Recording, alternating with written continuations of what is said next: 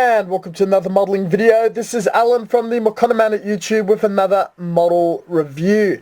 Today we're just going to do a very quick look at the U-Star ABS plastic model cement. It's just another cement that you can buy. They also have a styrene one which I haven't gotten access to, and was given to me by a good friend named Dante from Animasia. What I found it to be useful, as it also cements styrene together, is its due thickness is great at welding plastic. Let's have a look. So we're working on this vintage kit. The seams and the fitting are very poor and they don't line up properly due to lack of pegs and holes. And when we open this up, you can see that it's very stringy. So what we're going to do is just use a little bit of the brush and the glue. Get the excess off, because leaving with the string, it's going to leave a string of glue on the surface, and that will cause damage which you'll have to wait for it to dry, sand and buff away. And then just put a nice healthy helping on the styrene. If there's no detail, if it's mostly a flat surface, a lot like this kit, a little bit thick will do it the world of good. The thicker generally the cement is, the longer it will take to dry, so definitely a 24-hour period. Put over the second piece and squeeze and allow it to ooze out. And you can see, pinching the two halves together, it oozes and pulls out well. Now, being a very imperfect kit, there's going to be a little bit of clamping, a bit of super glue run onto the seams, allowed to dry and puttied at a later date. If you had a kit that was far more perfect, your high grades and more modern kits, the fitting is really good. You put a little bit in, you clamp, you let it pull, and that gets sanded up. This is a piece of actual Gundam plastic ABS, so we're going to give it a very healthy dose of the cement.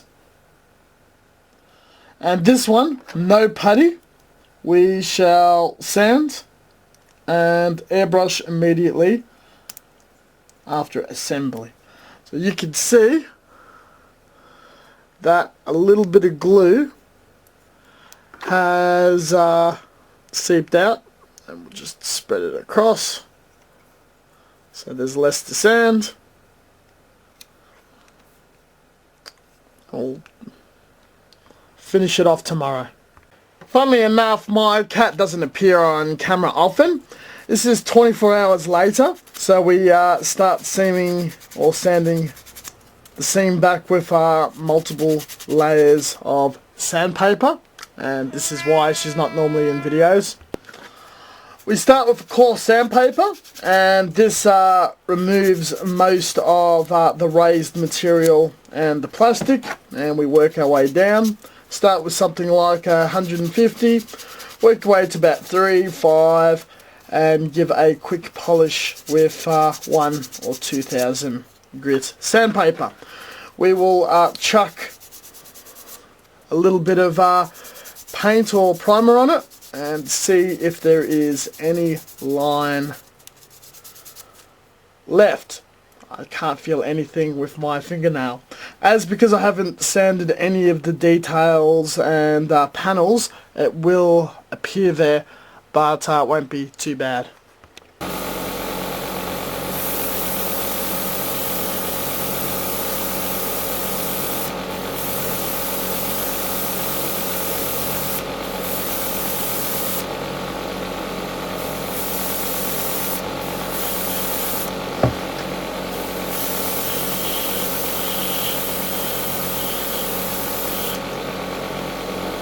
And this is our sanded piece.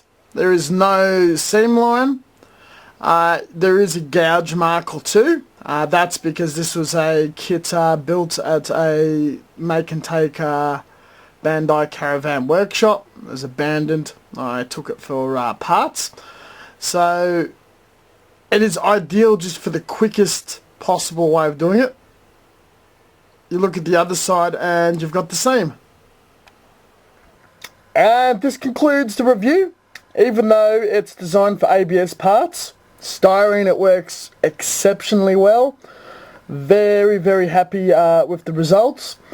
This is the quickest and easiest way to remove seams, but not the most sure way. You can do roundup and whatnot with putty for a finer look.